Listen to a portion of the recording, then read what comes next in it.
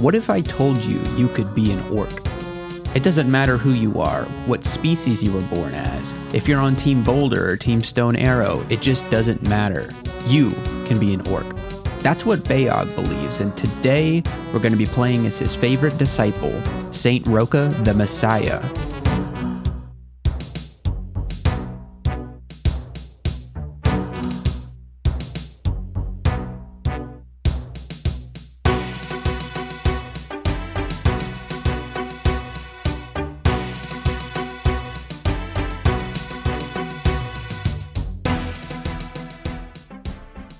Saint Roka is a unique orc warlord that can be found in many places in Crawl.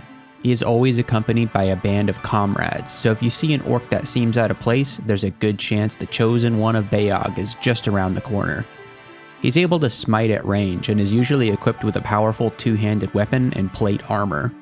He's, somewhat ironically, vulnerable to holy damage because Beogh is considered an evil god in the Crawl universe. His threat level is going to be determined mostly by where you find him. You can encounter him as early as the Orcish Mines, where he will be best avoided unless you have a good plan to take him out. However, if you find him in the depths, he probably won't be much of a threat by that point in the game. For this challenge, we can pick any species we want, a rare treat for a Crawl Cosplay challenge.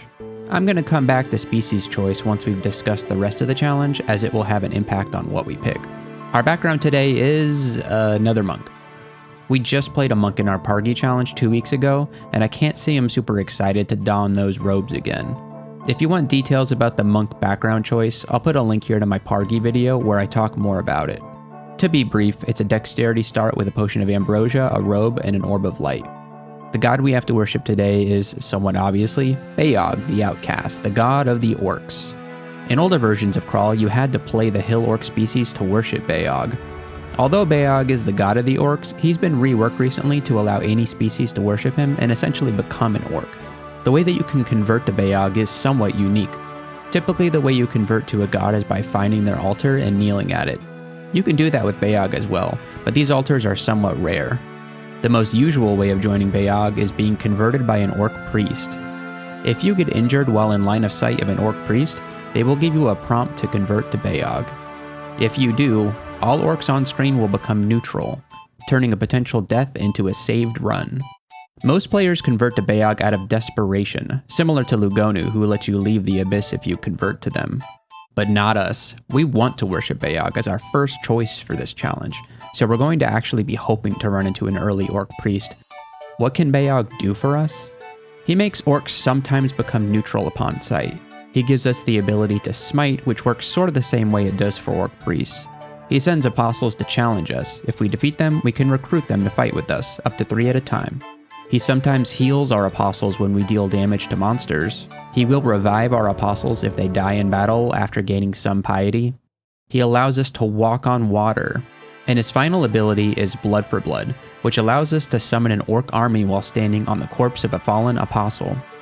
Playing with permanent living allies and a god that dislikes it when you harm them is somewhat of a pain.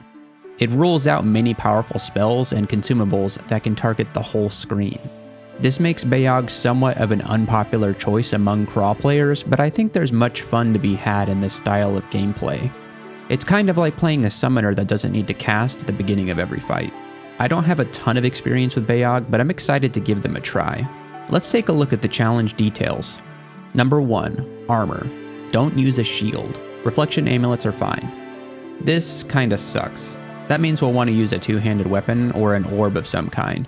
Shields are generally the correct choice in 90% of games, so not having the option is going to be rough. Number 2, evocations. Don't use any wands. This also kinda sucks. At least we won't have to worry about training evocations. Number 3, invocations.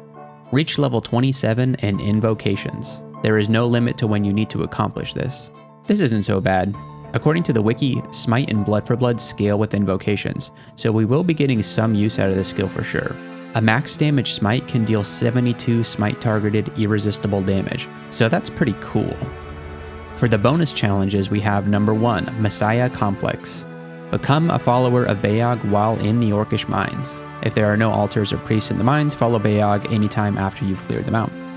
This is fine, it's just going to put a delay on how early we can start building piety. I think this means we enter Orc first for the convert and then we dip into layer. We'll come back to Orc when we have more piety and most of the Orcs will turn neutral. Number 2, Smite Makes Right. Enter the Vestibule of Hell and kill Garyon before you leave. Entering a Hell branch counts as leaving. You only get one shot per game, so be prepared. This one seems pretty challenging. Vestibule and Garyon aren't too bad, but not being able to stair dance is going to make this tough. Our strategy for this is going to vary wildly depending on how the run goes, but I think it will definitely involve an activation or two of Blood for Blood. It's time to swing back around to our species choice. We need to find a species that's going to pair well with both Beogh and the Monk start. The preferred species with Monk are Mountain Dwarf, Merfolk, Gargoyle, Troll, Demon Spawn, and Armatar. The problem is that with the exception of Armatar, we've already won with all these species before, and I'd like to take this opportunity to make progress on Great Player. We also want to keep our invocations aptitude in mind since we'll need to train 27 invocations. Armatar seems like a nice choice since they're a preferred species with Monk and we don't have a win with them yet, but their 0 invo aptitude leaves much to be desired. I'm actually going to be giving Formicid a try here, because I haven't won with one yet, and they have a very respectable +2 in invocations. Formicids are a weird ant-like species that have 4 arms, are immune to teleports, and can dig with their giant mandibles. Not being able to teleport is such a huge downside, but I think with the extra Apostle meat shields, we should be fine. Another honorable mention is Deep Elf with their +1 invo apt, but that seems a bit tougher of a challenge. If Formicid doesn't work out for us, maybe we'll give Deep Elf a try. Okay, so that's the challenge. You may have noticed that this Crawl Cosplay challenge video is much shorter than my previous ones. That's because I actually haven't done this challenge yet. Following the success of the Trunk Tournament live streams, it's become apparent to me that most people in the Crawl community prefer live streams over pre-recorded gameplay. I'm going to put a card on screen now that will link to my scheduled live stream where I'll be playing this challenge.